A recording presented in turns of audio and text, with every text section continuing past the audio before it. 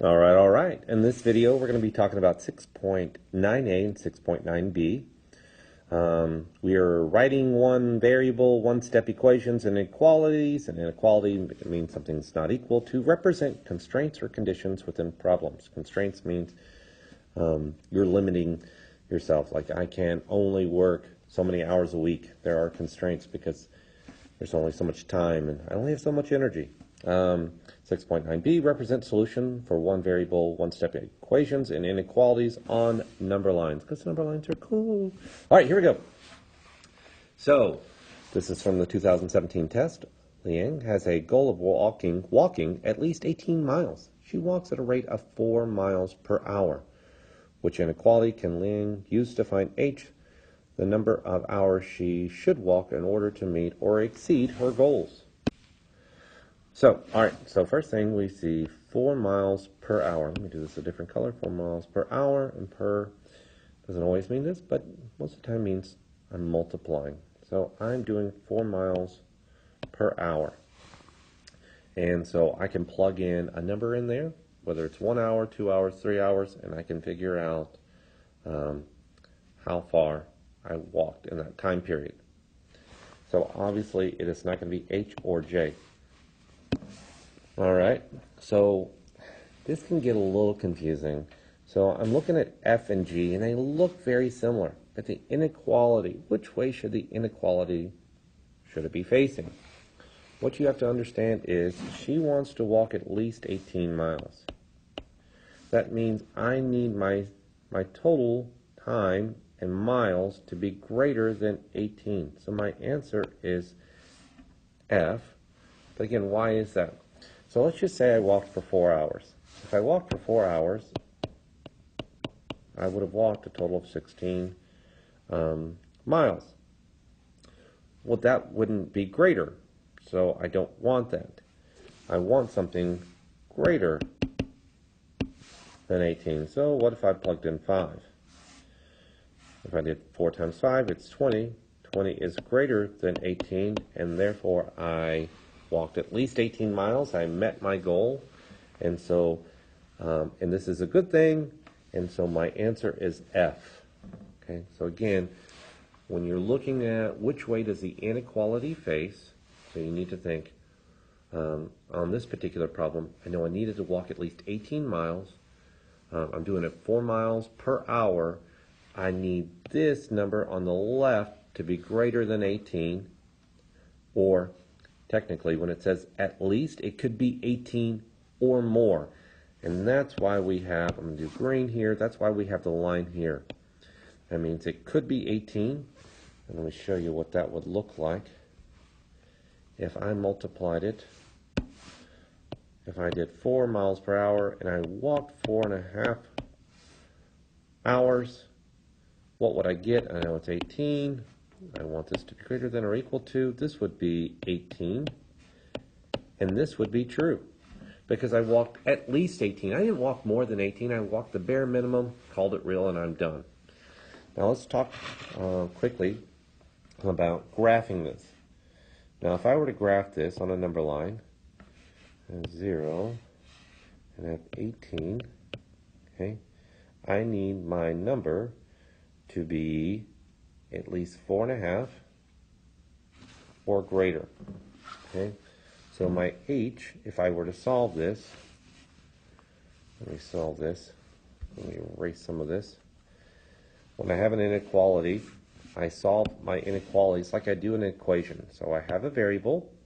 What am I doing to the variable? I'm multiplying by 4. What is the inverse of multiplying by 4? Dividing by 4. That cancels out because 4 divided by 4 is 1. And 1 times h is h. And whatever I need to get my inequality balanced like I would in an equation, whatever I do to the left side, I do to the right side. And 18 divided by 4 is 4.5 or 4.5. So let's put 4.5. I know that's not to scale, but I'll live. Okay, so I know it has to be 4.5 or greater. So since it's going to be greater, I know it's going to the right. Why does my graph go to the right? I know they didn't ask us to graph it on this problem, but I just want to go ahead and introduce this. Why does my graph go to the right? because again, I need to walk at least 4.5 hours or more. Because if I walk less than 4.5 hours, I don't meet my goal of 18 miles. So now your circle, when you graph it on the number line, there's two ways you can do a circle: open or closed. Now this one would be closed. And why would it be closed? Because it could be equal to. If I did 4.5, it would be equal to the 18, call it real. But it goes to the right because I could walk more than 4.5 miles. So Mr. Hewlett, when would your circle be open? Your circle would be open if it was just 4h is greater than 18. That means I can't walk 18 miles. I have to walk more than 18 miles. It could be 18.1, 18.01, but it has to be greater than 18.1. But on this one, at least that means greater than or equal to. So my circle is closed. All right, let's look at the next problem. Mr. Smith has a maximum of $50 to spend at a museum. That means Mr. Smith can spend up to $50, but he can't spend more than that because that's all the cash he brought. Ticket to the museum costs $7. He can spend P dollars to buy other things at the museum. Which inequality can be used to find the possible values for P? So let's look at this. Now, right off the bat, if you look at F and G, all right, well, you're subtracting 7. Well, that makes sense because you're spending $7. Well, technically, if I were to solve this, let's start with F. If I did P minus 7 is greater than 50, let's don't worry about the greater than or less than right now, but let's just worry about the 7. So could it be F or G? Well, if it costs $7, if I were to solve this, what's the inverse of subtracting 7? That's right, it's adding 7. Well, that cancels out. Whatever you do to the left side, you do to the right side, and that would give you P is greater than 57. But the problem is you don't have $57. If I spend $7 out of the 50, I should have less than $50. So obviously it can't be F or G. That might be counterintuitive. Oh, I'm spending money, so obviously I need to subtract that $7. But that's not the case. Think about it algebraically. Again, if I were to solve this, I would get P is greater than 57, and that's no bueno. All right, so it must be H or J. So which one is it going to be? So let's solve it. P, and let's forget about the inequality for a second, and 50. So I'm adding 7, the inverse. I need to isolate the variable. The inverse of adding 7 is subtracting 7. That cancels out. Whatever you do to the left side, you do the right side, and you're going to have $43 left to spend. Well, that makes sense. So which one is it, H or J? Well, this one is going to be J. And why is that? Okay, so P has to be less than or equal to 43. I can't spend more than $43. Why? Because I started off with 50. I spent $7 to get into the museum. That means I have $43 left. So P, which is the amount of money I still have left in my pocket, has to be less than 43. It can be equal to, meaning I could spend up to $43. I could spend all the money I have, but I definitely can't spend more than $43 because I'd probably get in trouble with that. Okay. So how would we graph that? Well, we've already solved it algebraically. Subtracted 7, we got P is less than or equal to 43. So when I graph this, put 0 and put 43. It's not a 43, 43. Now, so which way is my graph going? Well, P is less than 43, and if it's less than, obviously, it's going to be going to the left. Why? Because again, it's less than going to the left. Now, you have to ask, is my circle going to be open or closed? Well, I have the equal to, so it could be 43, so it's going to be closed in, or it could be less than 43, so it's a closed in circle going to the left. All right. Oh, sorry. And the answer was J. Okay, here we go. Which number line represents the solution to 5x is less than 30? So let's set this up. 5x is less than 30. Let's solve it algebraically. What am I doing? I need to isolate the variable, which is your x. What am I doing? I'm multiplying by 5. What's the inverse of multiplying by 5? Dividing by 5. Whatever you do, and that cancels out, because 5 divided by 5 is 1, and 1 times x is x.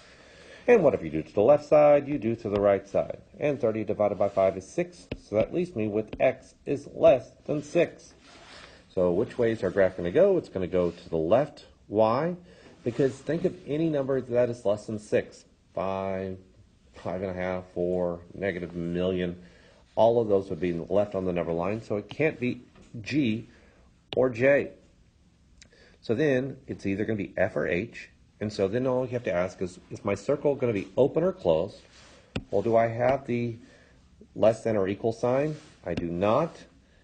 All I know is x can be less than 6. It cannot be 6, but it could be any number less than 6. So it can't be F.